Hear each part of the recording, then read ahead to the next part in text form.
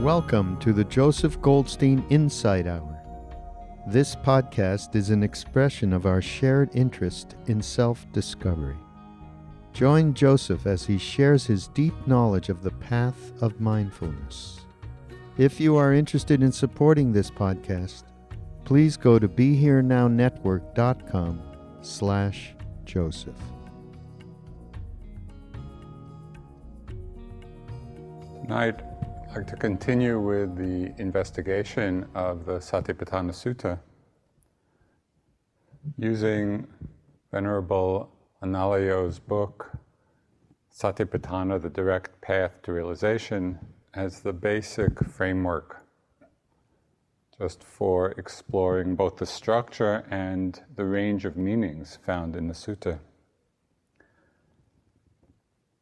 We talked last week about the basic definition of Satipatthāna, that is, the four abidings of mindfulness, and the particular mental qualities which the Buddha repeated several times as being necessary for this path of awakening, necessary for liberation. The refrain was, a bhikkhu abides ardent, clearly knowing, and mindful, free from desires and discontents with regard to the world. So we discussed what it means to practice with order and with clear comprehension. This evening, continue with the exploration of the third quality the Buddha mentioned, and one which in some way is central to this entire sutta. Bhikkhu abides ardent, clearly knowing, and mindful. Mindfulness. This is the English translation of the Pali word sati. And it really has a central place in every Buddhist tradition.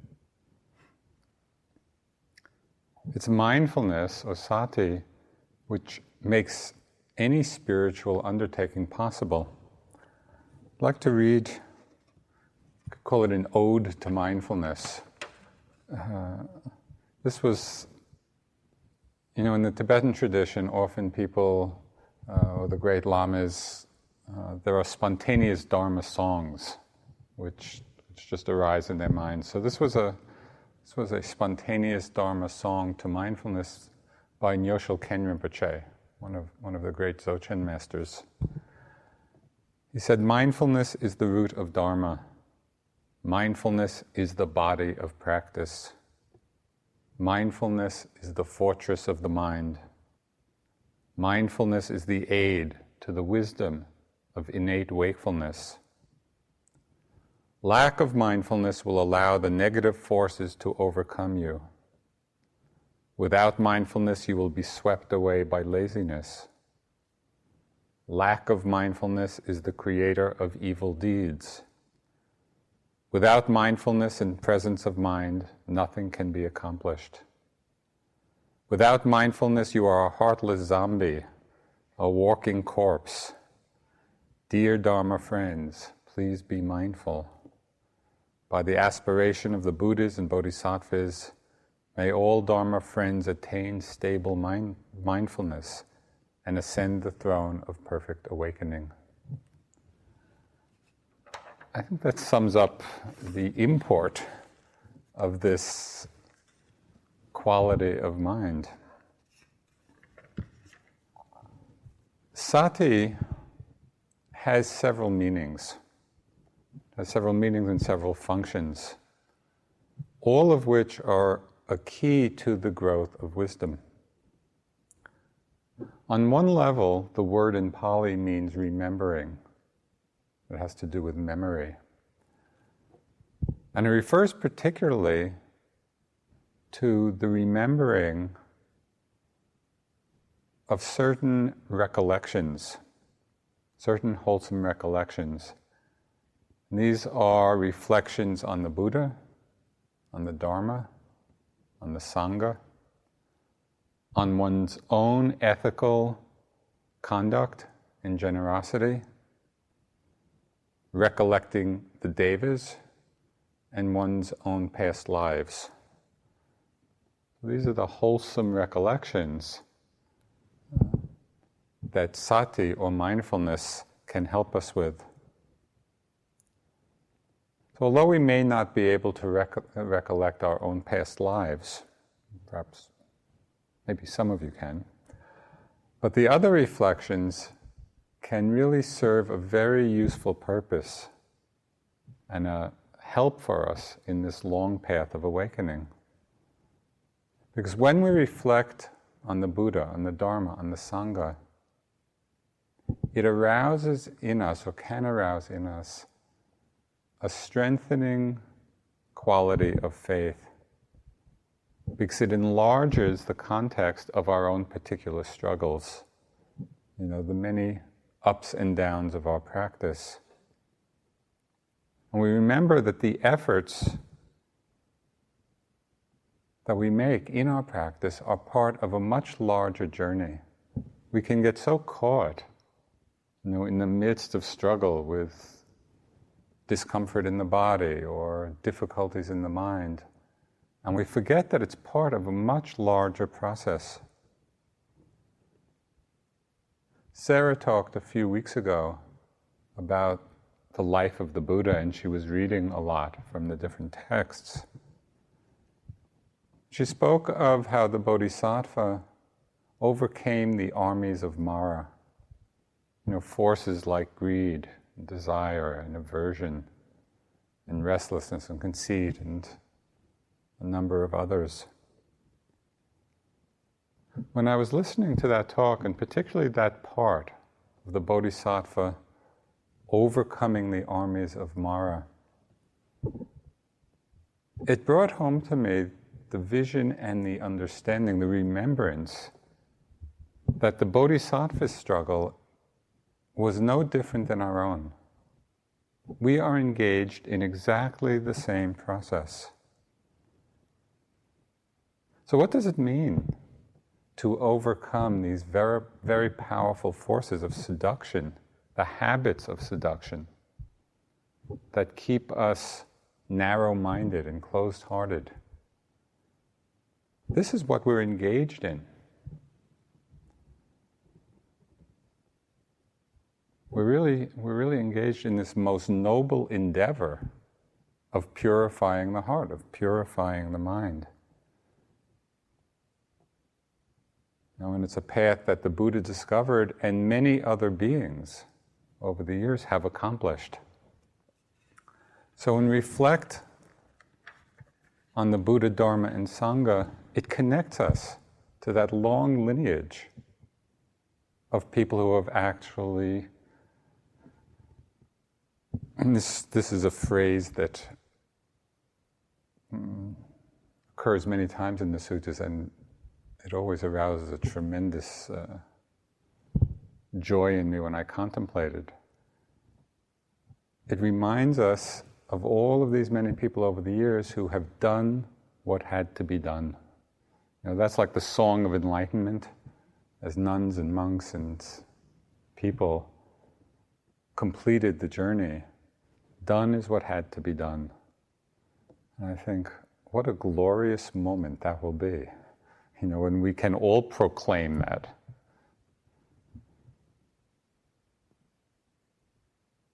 So in reflecting, in the use of mindfulness in this way, this reflection on the Buddha, Dharma, and Sangha, it reminds us that this is possible for us also. Many people have walked this path, as we're doing now. There are also the reflections on our ethical conduct.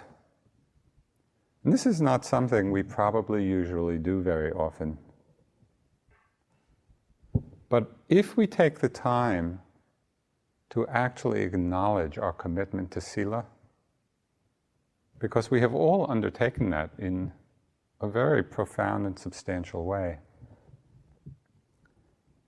it strengthens our self-confidence, it strengthens our self-respect. It's that understanding that, yes, I can train the mind. I can guard my actions. This is something I can do and am doing. Because this reflection on our sila, on our ethical conduct, sometimes gets mixed up with our very Western habit of self-judgment. There was one time when I was practicing in Burma with Sayadaw U Pandita, and I'd been going through a dry spell in my practice where for several weeks I was going in and it was just the same thing day after day after day. I was kind of trying to push it all along. Nothing much was happening. Nothing was changing that I could see very clearly. And so Sayadaw, in one interview, he said to me, Joseph, you should contemplate your sila. And he was suggesting that as a way of arousing energy and some joy. But the first thought in my mind was, when he said, contemplate your sila, what did I do wrong? It's like that was the first impulse of my mind. So we need to get past that kind of habit of self-judgment and realize that it is a powerful reflection.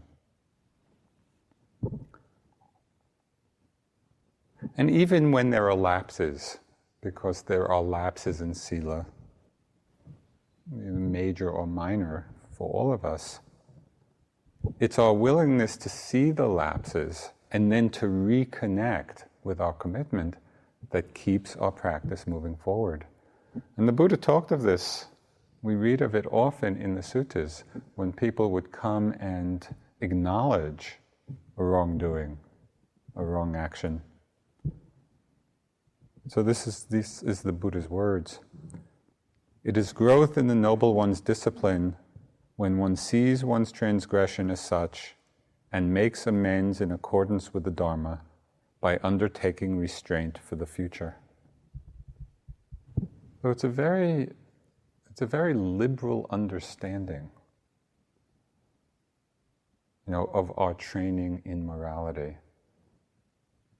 It's acknowledging that we can make this commitment. It gives a tremendous strength to us. There may well be lapses, and if we see it and understand, and let that wisdom be the cause for restraint in the future, our journey, our practice, our development keeps unfolding. So it's reflections on the Buddha, the Dharma, the Sangha. It's reflections on one's commitment to sila. The Buddha also spoke of sati as being the recollection of one's liberality, of one's generosity, and if we're so inclined, on devas, the heavenly beings. Because when we do this, when we reflect on the generosity, it brings a very real quality of joy to us and lightness to us. It said the Buddha often began his discourses talking about generosity and how that leads to rebirth in the heavenly realms, leads to the happiness of that, as a way of delighting people's minds. And then when his listeners' mind were open and soft and receptive, he'd hit them with the Four Noble Truths. But we need to prepare the mind to receive the deeper insights. I remember early on in my practice when I was in India in Bodh Gaya with Munindraji, he used to give these long raps about the Deva realms.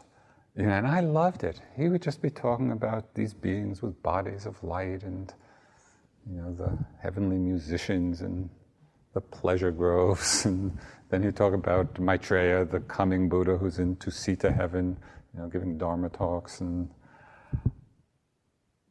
it really did delight my mind. I would just be listening and be filled with a kind of lightness and joy. Of course, there were some skeptics, especially among the Westerners, who were listening. So he would always add at the end of this rap, he would say, you don't have to believe this. It's true, but you don't have to believe it. So in times of low energy, as you're going day after day in your practice, there are times when there's low energy, there's times when there's discouragement. This application of mindfulness, of all of these different wise recollections, can be extremely helpful to us, because we reconnect with something bigger than ourselves. Okay, another meaning of sati, not just kind of this remembering or the practice of these recollections, but one meaning that's really more continuously applied in our meditation practice and in our lives, is sati as presence of mind, or present moment awareness. It's the quality of wakefulness, of being awake in each moment. And it's really the opposite of absent-mindedness, when we're lost, when we don't know what's going on. Sati, or mindfulness in this regard, is that quality of non-interfering awareness, of bare attention.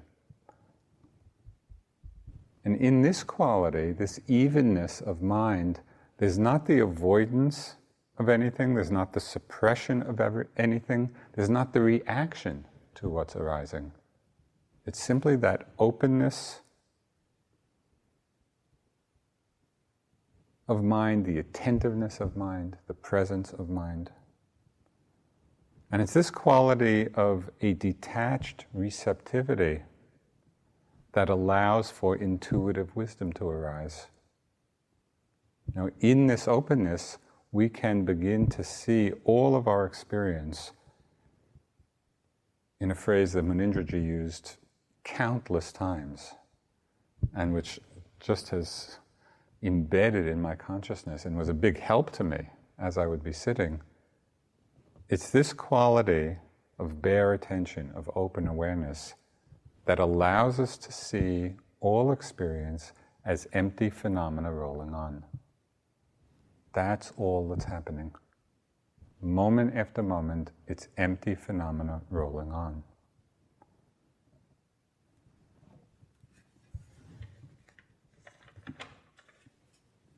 Even aside from our meditative practice, this quality of bare attention is something we are all familiar with, I think, in a very mundane way. And that is the experience we have when we're listening to music. Just picture settling back, listening to your favorite music. The mind is open, it's attentive, it's not trying to control anything, not trying to control what comes next. It's not reflecting on the notes that have just passed. We're just there, moment to moment, in the unfolding. And often I think the term listening is a very good description for this quality of bare attention. I think most of you have heard that remark by Mother Teresa, which I like so much. When somebody asked her what she says when she prays to God, she said she doesn't say anything, she just listens. And they asked her what God says to her while she's listening. And she replied, He doesn't say anything, He just listens. And went on, if you don't understand it, I can't explain it to you. And it's that sense of just the whole of the Dharma being revealed in this place of listening, of receptive awareness, of open awareness, when we're not trying to control things or make things happen, but we're letting things be revealed. This quality, this mental factor of sati, of mindfulness, of listening, has tremendous power. And there are a long list of its benefits. One of the benefits of sati is that it functions as a guardian of the sense doors. That is, it restrains the mind from papancha. Papancha is the Pali word for just proliferating tendency of mind, which we see so often.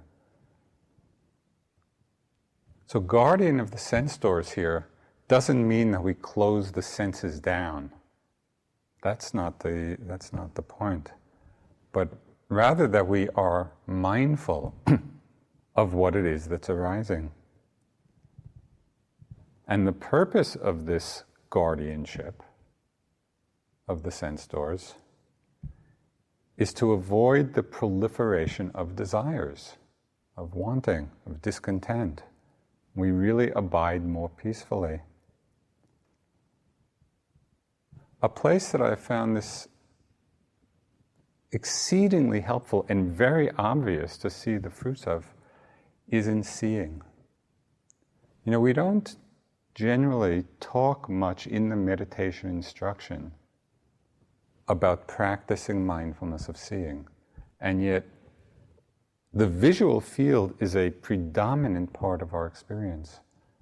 And so I think it's a very useful place to begin to practice mindfulness and practice this guardianship of the sense doors.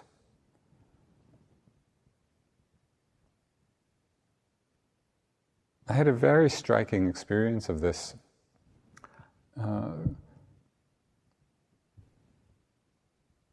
The times when I've gone down to New York to teach, you know, and being in Midtown, and the visual input is so strong, you know, and especially walking, you know, up Fifth Avenue and all these stores with all these great things in it, and if I was not being mindful, I could just watch my mind, you know, just going to the store, looking at all these things, proliferating in the possibilities of wanting, very unrelaxed. And then when I would see what was happening and drop back into that place of mindfulness, just seeing, the whole system, the whole mind-body came to a place of relaxation. Everything was still there. I wasn't walking with my eyes closed, but the mindfulness at the eye door really brought a sense of peace. Well, on retreat there isn't quite that same level of intensity, but I've noticed when I'm on retreat that even going into the dining room at mealtime, you know, and it's not so much here as it was up at the retreat center where there are 100 people, but here to some extent, you know, there's a little more activity, a little more bustle, there's all the conditioning around food. Often I would just, as I go into the dining room, my note would be seeing. So instead of the eye or the mind jumping out through the eye door, getting caught up in different kinds of reactions and judgments and whatever, just rested in that place of ease. Sometimes the proliferation of mind through the eye door can get quite ridiculous. Last year when I was on retreat here, my yogi job was cutting vegetables, right, in the morning. And there were two of us. And the person I was paired with was quite an expert cook. So they were really good peelers and choppers and slicers, you know, and I have very little experience. But one day we got these eggplants to peel, right? And we each got this eggplant, and he had a knife and I had a peeler.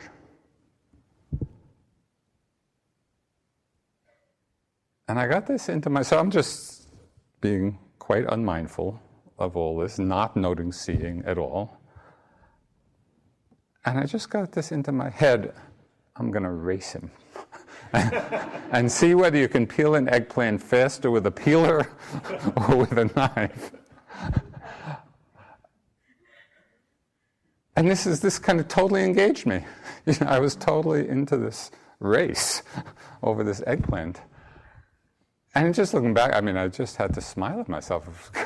I was totally into it. It happened twice. Once I won, and once I lost.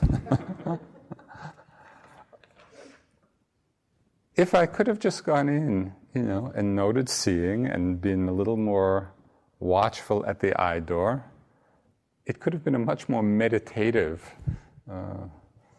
period of time. Okay, so mindfulness as a guardian at the sense door. So we don't get caught up in proliferation, we don't get caught up in desires, big and small. Mindfulness has another function, and that is it serves to balance all of the other factors. Because when we're mindful, we actually can begin to see what factors are in excess, what factors are deficient. If we're not mindful, we don't know, and we can stay lost in an imbalance. And this is one of the reasons in the 5 spiritual faculties, mindfulness is placed right in the middle. It's faith and effort, mindfulness, concentration, and wisdom. Because mindfulness serves to balance faith and wisdom.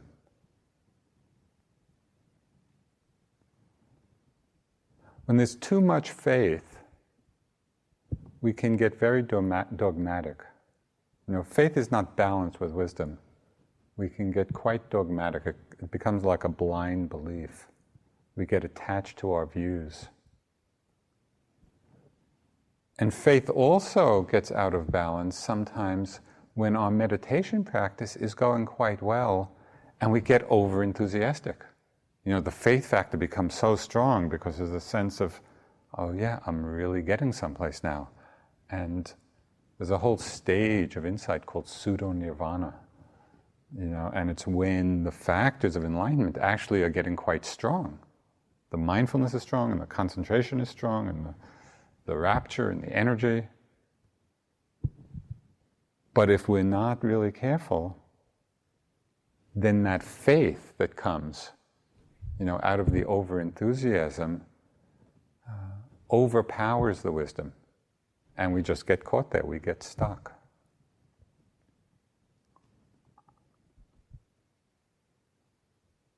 And it's in that regard that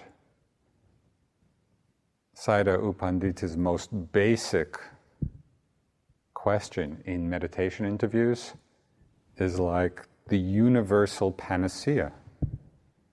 Because more often than anything else, regardless of what you go in to report, he will say, did you note it? I've just had a great enlightenment experience. Did you note it? I'm filled with rapture. Did you note it? Because it's that bringing back mindfulness to whatever it is, it brings us back to balance. We begin again to see the basic emptiness, selflessness of whatever it is, begins to balance it with wisdom. On the other side, wisdom sometimes gets too strong and not enough faith. Where we have a genuine insight, genuine level of realization, and then we can stay satisfied with that.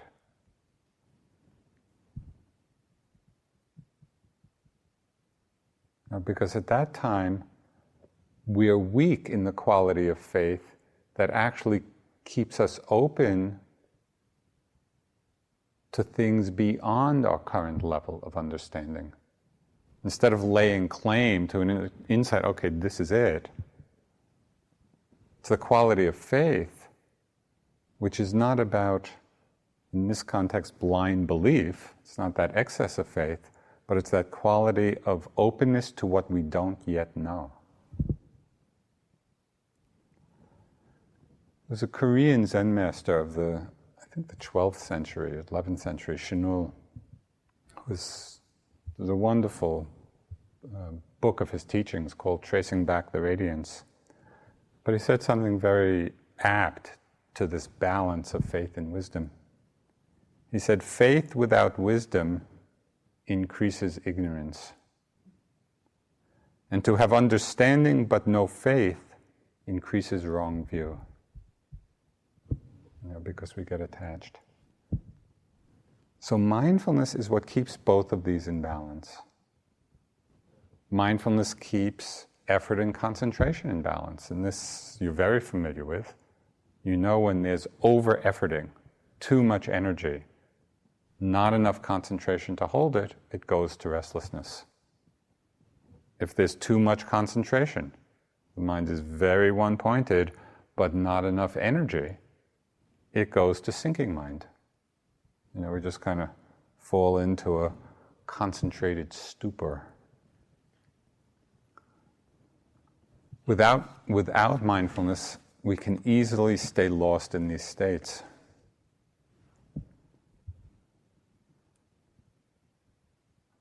So mindfulness is the guardian of the sense doors, keeps the mind from proliferating into desire, into discontent. Mindfulness balances the different factors.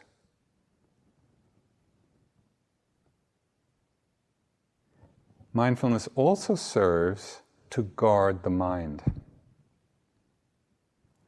Mindfulness exerts a controlling influence on the quality of our thoughts and our intentions. Because without mindfulness, we simply are acting out all the habit patterns of our conditioning. Now, what's going on in the world? Most people have not cultivated mindfulness to an appreciable extent, and so are just living out their lives, acting out a whole range of conditioned tendencies. Some wholesome, a lot unwholesome. And we see the suffering that results from that. Ajahn Sumedho kind of encapsulates this so well when he said that in our lives, the point is not to follow our hearts, it's to train our hearts. And that distinction, I think, is so valuable because there's such a cultural emphasis on follow your heart, as if everything in our heart is noble and pure and wonderful. But it doesn't take much practice to realize there's a lot going on in our hearts. And some is wholesome and skillful, and some is not. So it's not a question of following our hearts, it's a question of training our hearts.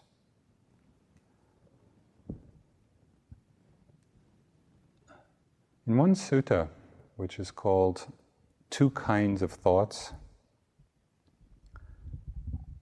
the Buddha described two different ways, or two different aspects of how mindfulness supervises the minds. Two different aspects of this supervising and guarding function. And these two aspects can help us understand the nuances of our own practice and how best to apply them at different times. I want to read a little bit from this sutta because it's quite interesting. It points to two really different aspects of mindfulness. This is the Buddha speaking. Bhikkhus, before my enlightenment, while I was still only an unenlightened bodhisattva, it occurred to me. Suppose that I divide my thoughts into two classes. Then I set on one side thoughts of sensual desire, thoughts of ill will, and thoughts of cruelty. And I set on the other side thoughts of renunciation, thoughts of goodwill, and thoughts of compassion. As I abided thus, diligent, ardent, and resolute, a thought of sensual desire arose in me. I understood thus. This thought of sensual desire has arisen in me. This leads to my own affliction, to others' affliction, and to the affliction of both. It obstructs wisdom, causes difficulties, and leads away from Nibbana. Now this is a key point here. When I considered this leads to my own affliction, it subsided in me. When I considered this leads to others' affliction, it subsided in me. When I considered this leads to the affliction of both, it subsided in me. And when I considered this obstructs wisdom, causes difficulties, and leads away from Nibbana, it subsided in me. Whenever a thought of sensual desire arose in me, I abandoned it, removed it, did away with it.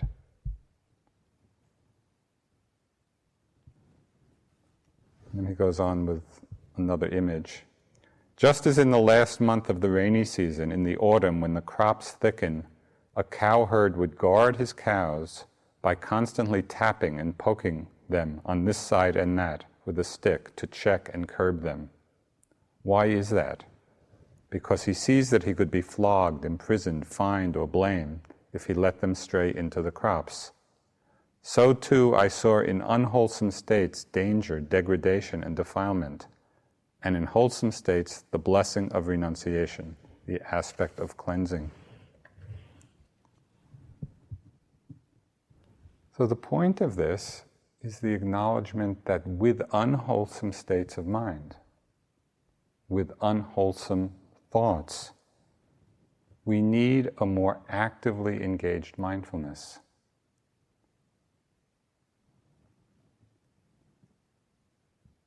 Because as the Buddha pointed out at a later point in the sutta, whatever we frequently think and ponder upon, that will become the inclination of our minds. So it's not that these thoughts and mind states don't have any power. If we're in the habit of thinking in a certain way, and we repeatedly think in that way, it inclines our mind. That's what's being practiced. Now, there's a biologist named Rupert Sheldrake, and quite a few years ago I read an article about kind of his research, and he used the phrase morphic resonance. And what he meant by that was his seeing that in nature, it may take a very long time for a particular thing to arise, to happen. But once it does, it's much easier for it to happen again. The next time of its arising happens much more quickly. And that so resonated with my kind of understanding of the law of karma and the conditioning in our mind. Every time we think something or act in a certain way, it becomes that much easier for that same pattern to arise again. And this is what the Buddha is pointing out to us. So with these unwholesome states of mind, we need to kind of be poking the cows, and tapping them and keeping them away from the crops. We need to be actively engaged.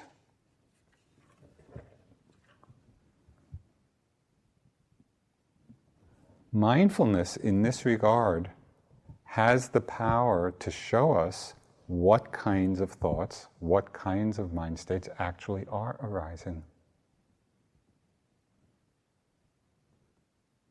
As you know, so many of our thoughts and feelings and moods go unnoticed. Not, of course, here on retreat, but generally in our lives in the world, and for people without training in mindfulness, all of this is going on, and it's unnoticed. We don't know what's being cultivated. So the Buddha is emphasizing, particularly with unwholesome states of mind, mindfulness illuminates what's wholesome and what's unwholesome, and then with the unwholesome we take a more active stance. And I appreciated tremendously when he said,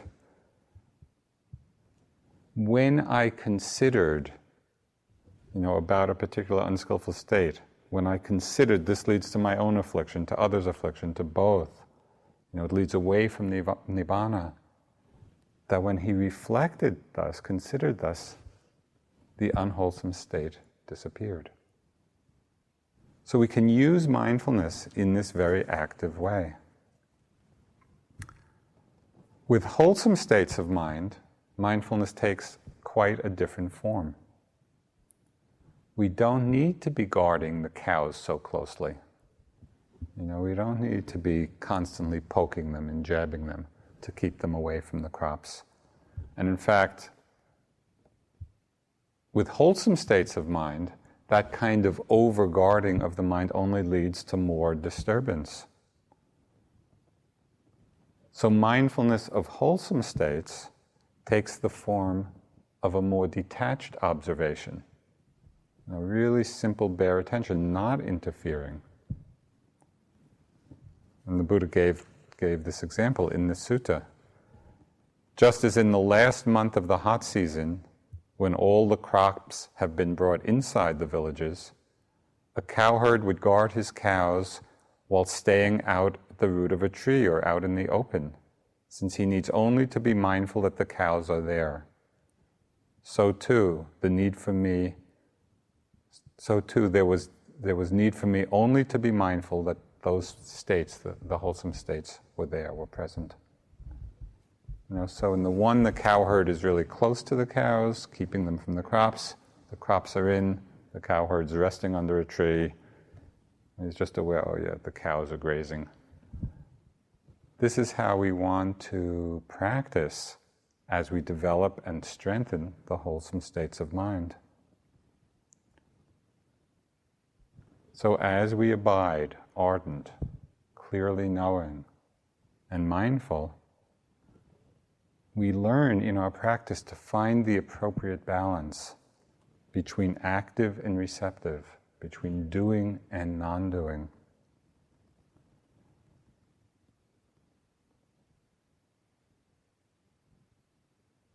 This distinction also helps us understand how different of the Buddhist traditions speak of mindfulness. And it points again to further nuances in our understanding of mindfulness. Each tradition uses its own language, but they're all pointing to aspects of our experience. So one aspect of mindfulness is that of a cultivated state, where we really are making an effort to be attentive. It's this kind of effort to be mindful that brings us back to the moment when we're lost. Tulku Urgyen, who was another of the great Dzogchen masters, he said there is one thing we always need, and that is the watchman named mindfulness, the guard who is on the lookout for when we get carried away in mindlessness. Okay, so in the Dzogchen tradition, in Tibetan Buddhism, this is called fabricated mindfulness. And in the Theravada tradition, in the Abhidhamma, it's called prompted consciousness. And in the Abhidhamma, prompted consciousness refers to those mind states,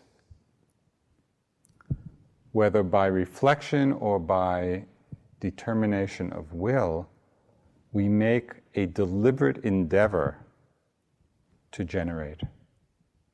Right? So prompted consciousness is just what it says. It's prompted by our intention. It's prompted by our effort. But there's another kind of mindfulness which is unprompted. When it is well cultivated, when we've practiced repeatedly, so mindfulness becomes the inclination of our minds. When mindfulness is well practiced, it starts to arise spontaneously. There's no particular effort required at all. It's just happening. It's happening by itself. So there's prompted and unprompted. There's a further discernment, and this can get very interesting to look at. It's on a more subtle level.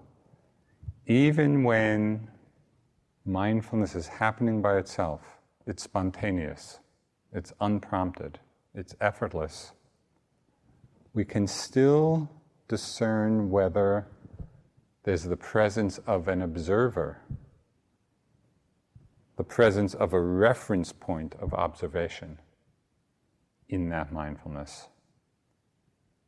Whether there's a sense of someone being mindful or not.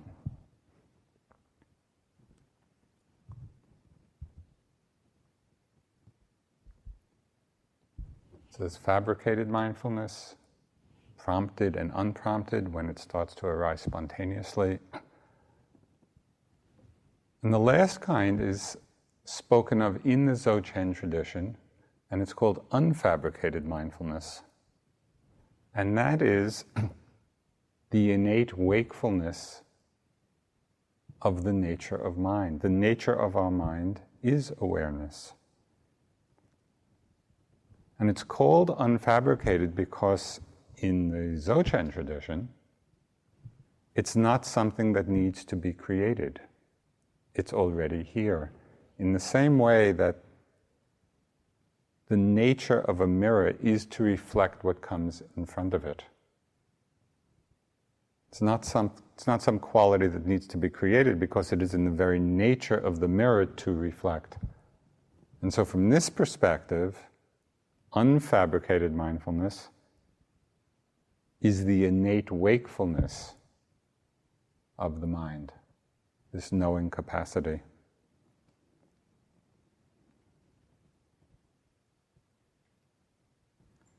So all of these aspects of mindfulness work together in harmony. You know, it's not that, one is right and one is wrong. They are all describing different aspects of our experience.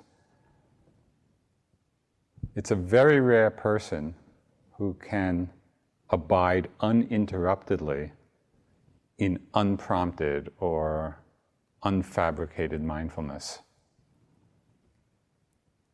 without the support at times of appropriate effort.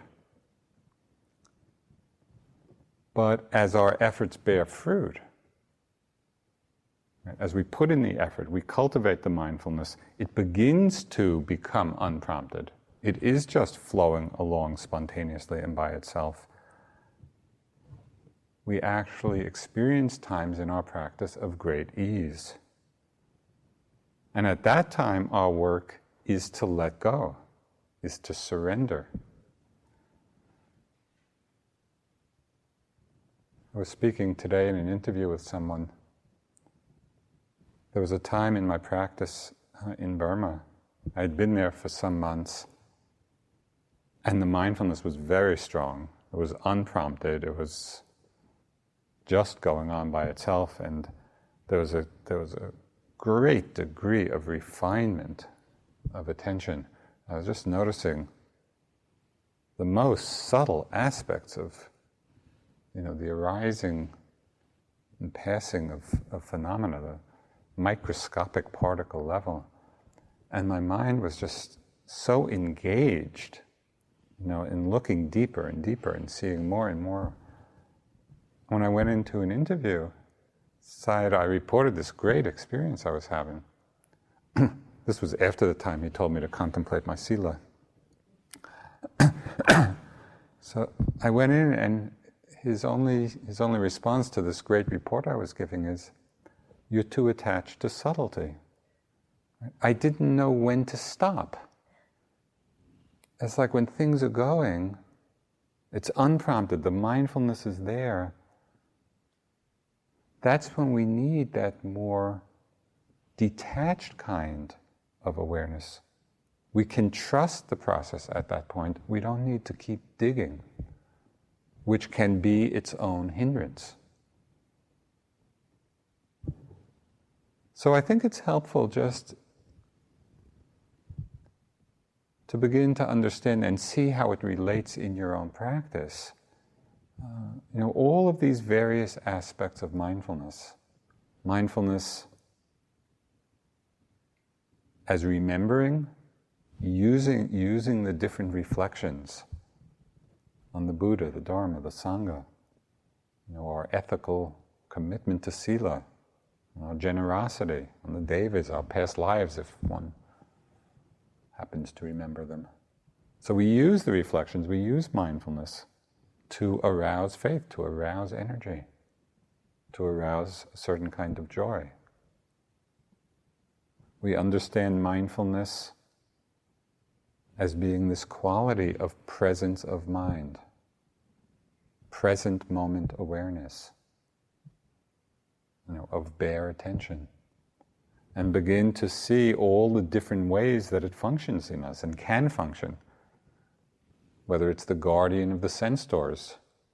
So begin to use it in that way and to see for yourself how it functions to free the mind from proliferating desires.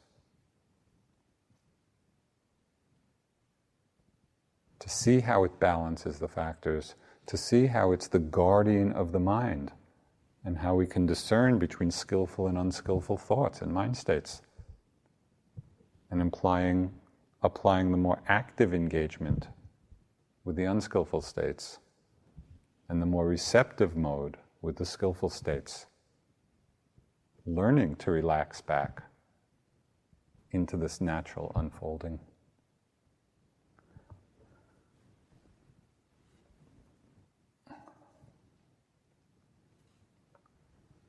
I'd like to close with just a teaching from Ajahn Chah.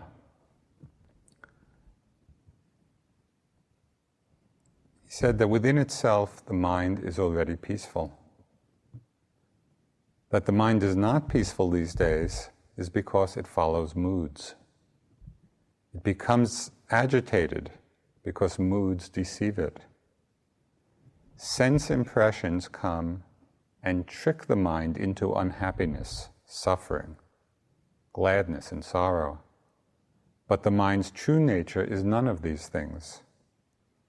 Gladness or sadness is not the mind, but only a mood coming to deceive us. The untrained mind gets lost and follows them. It forgets itself, and then we think that it is we who are upset or at ease or whatever. But really this mind of ours is already unmoving and peaceful, really peaceful. So we must train the mind to know these sense impressions and not get lost in them. Just this is the aim of all this difficult practice we put ourselves through. Let's sit for a few minutes.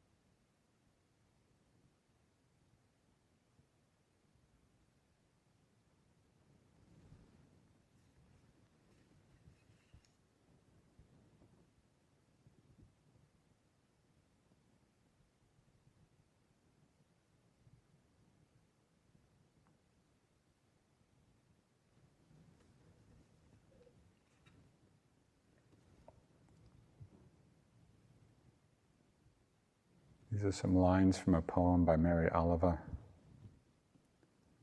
The dream of my life is to lie down by a slow river and stare at the light in the trees, to learn something by being nothing a little while, but the rich lens of attention.